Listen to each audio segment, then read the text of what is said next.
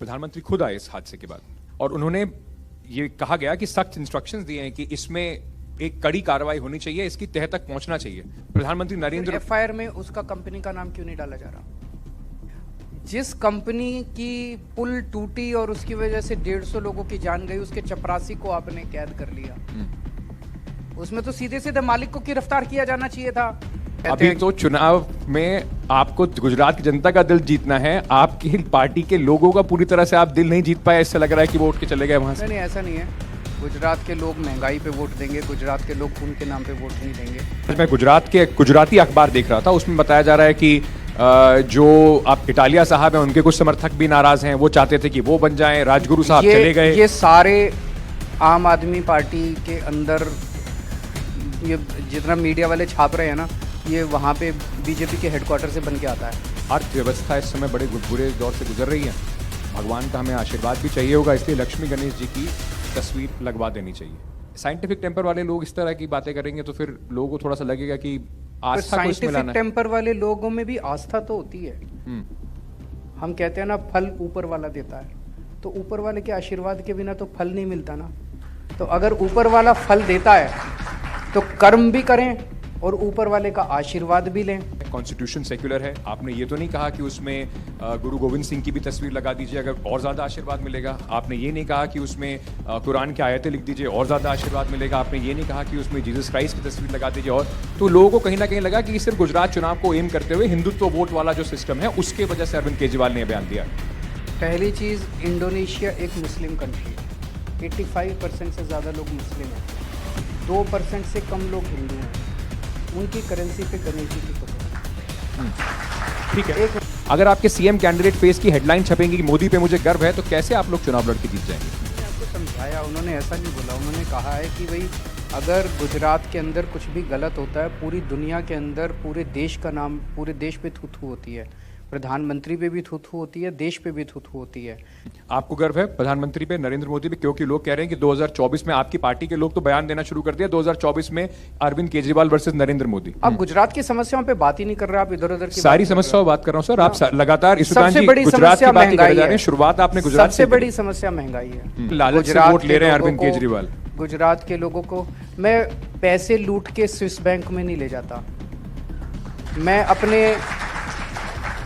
मैंने उत्तराखंड में तो जो आपके सीएम फेस थे वो जाके बीजेपी के साथ अब बैठ गए। जनता कैसे यकीन कर ले कि सुदान गढ़वी इस्तेमाल नहीं करेंगे इस पूरे प्लेटफॉर्म का, और अगर नतीजा जैसा आप चाहते हैं वैसा नहीं आया तो थोड़े दिनों बाद बीजेपी में नहीं दिखाई पड़ेंगे? ऐसा नहीं होगा, गारंटी है अरविंद केजरीवाल? गारंटी है। चलिए, जब एमसीडी का चुनाव हुआ फंस गए, एक ही आम आदमी पार्टी में सबसे बड़ा चेहरा अरविंद केजरीवाल, गुजरात में भी इतने दिन गुजारने पड़ रहे हैं, अब दिल्ली जाके भी उनको करना पड़ेगा वहां पर। नहीं, इससे मैसेज तो यही है कि फंसे वो हुए हैं, उनको दोनों चुनाव एक साथ कराने पड़े। जो सर्वे आपको 30% पे लाते हैं आप उसे मान लेते हैं, जो सर्वे आपको अभी 15% टाइम्स नाउ का सर्वे 29% दिखाया उन्होंने कल। और उसके बाद सीएसडीएस का और इंडिया टीवी का एक सर्वे हुआ, और भी चैनल्स के सर्वे, ये वाला ज्यादा ठीक था जो आपको आगे रखे जो सर्वे आगे रखे। अगर हंग असेंबली आ जाती फिर क्या होगा? आप शुभ शुभ क्यों नहीं सोचते हो? अरविंद केजरीवाल कैसे करप्शन पे लोगों को बात करेंगे जब उनके खुद के मंत्रियों के ऊपर इतने आरोप हैं? इन्होंने कलकत्ते में 2 हवाला डीलर्स को पकड़ा और उनसे झूठी एक स्टेटमेंट ले लिया कि हमने सतेंद्र जैन को एंट्री दी है। मजे की बात यह है कि उनके कहने से सतेंद्र जैन को जेल में डाल दिया। उन्होंने हजारों लोगों को हवाला की एंट्री दी हुई है, उन दोनों पे कभी रेड भी नहीं हुई, उनको गिरफ्तार नहीं किया, उनको इन लोगों ने अपना घर जमाई बना के बिठा रखा है। कभी भारत के इतिहास में ऐसा हुआ है कि जज आपकी मर्जी का लगेगा? उस दिन ऑर्डर आने वाला था, बेल का ऑर्डर आने वाला था, और इन लोगों ने जाके कहा कि जज को बदलो, तो वो बेचारा जेल में ऐसे ही पड़ा हुआ है। अभी तो बेल की सुनवाई, अब 10 दिन से बेल की सुनवाई दोबारा शुरू हुई है। अब कह रहे हैं मनीष सिसोदिया को पकड़ेंगे। गुजरात के लोगों ने मेरे ऊपर बहुत भरोसा किया है। गुजरात के बहुत सारे लोग मेरे को अपना परिवार का हिस्सा मानते हैं। मैं गुजरात के लोगों से दगा नहीं कर सकता, मैं गुजरात के लोगों से बेईमानी नहीं कर सकता। डीजी को भी हटा दिया उन्होंने इसी चक्कर में तिहाड़ जेल के। वो तो किसी को भी हटा सकते हैं, उनके पास पावर है। सारे जितने चोर उचक्के लुच्चे लफंगे देश के अंदर है, इनकी पार्टी में चले जाते हैं और फिर उनके खिलाफ कुछ नहीं होता। ये राजेंद्र पाल गौतम इनके एक मंत्री थे, वो एक कार्यक्रम में गए, वहां पर जो बाबा साहब अम्बेडकर की 15 चीजें थी उन्होंने वही बात कही। अरविंद केजरीवाल ने अगले दिन ही उनका इस्तीफा ले लिया और बाकी यहां पर गोपाल इटालिया कुछ भी कहते हैं क्योंकि पाटीदार है, अरविंद केजरीवाल उस पर चुप्पी साध लेते हैं, कुछ नहीं कहते। राजनीति ये होती है। गोपाल इटालिया की जो भी वीडियो है, इन लोगों को उससे कोई लेना देना नहीं है, आप लोगों को है। उन्होंने जिस तरह की बातें कही वो वीडियो काफी वो damaging मुद्दा ही है। नहीं है, मुद्दा महंगाई है यार, लोग मर रहे हैं महंगाई से। आपके लिए मुद्दा महंगाई नहीं है, आपके लिए मुद्दा गोपाल इटालिया। आप इनसे जर्नलिज्म सीखो। अच्छा, ये मुद्दों की बात किया करते इनसे थे। जर्नलिज्म सीख के सर मैं वहां पे आपके साथ बैठने के लिए तो कम से कम जर्नलिज्म सीखूंगा नहीं। तो जनता को राजनीति से कोई लेना देना नहीं है, जनता का घर नहीं चल रहा है यार। जब यहाँ पे अहमदाबाद आए होंगे कल, लंबी सांस लिया आपने, अच्छा लगा थोड़ा आपको? हवा ठीक ठाक है अहमदाबाद? बिल्कुल। दिल्ली की जनता क्यों इससे महरूम है? वो तो बड़ा मुद्दा है। वो बिल्कुल तो मुद्दा है, उसकी बात कीजिए, मैं जवाब दूंगा आपको। दिल्ली में पोल्यूशन है, मैं मानता हूं, लेकिन मैं आपको थोड़ा सा बताना चाहता हूं। दिल्ली में सीवियर कैटेगरी है, मतलब 400 से ऊपर है AQI।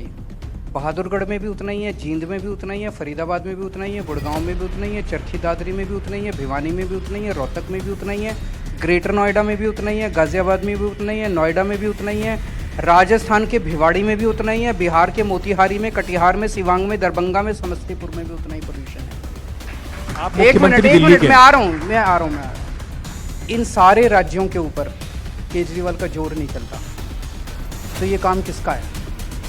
अपना तो बता दीजिए। मैं अपना आ रहा हूँ।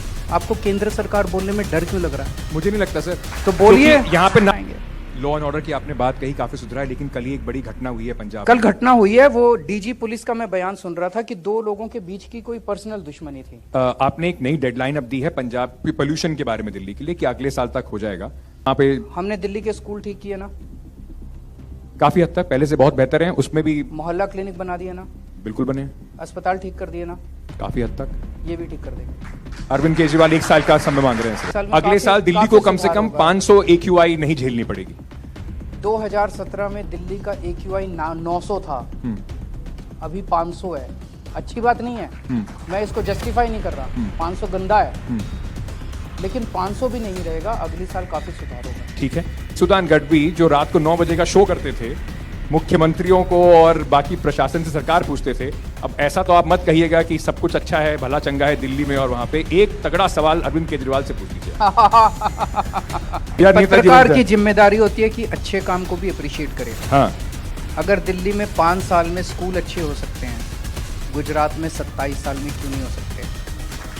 अगर दिल्ली में 5 साल में अस्पताल इतने अच्छे हो सकते हैं, मोहल्ला क्लिनिक बन सकते हैं, 27 साल में गुजरात में क्यों नहीं बने? अगर दिल्ली में बिजली मुफ्त हो सकती है और 24 घंटे हो सकती है, गुजरात में बिजली मुफ्त 24 घंटे क्यों नहीं हो सकती?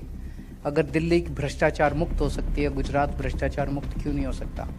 ये सवाल तो सारी जनता के मन में है। आम आदमी पार्टी कहां पर होगी? 1, 2, 3 आम आदमी पार्टी की सरकार बनेगी।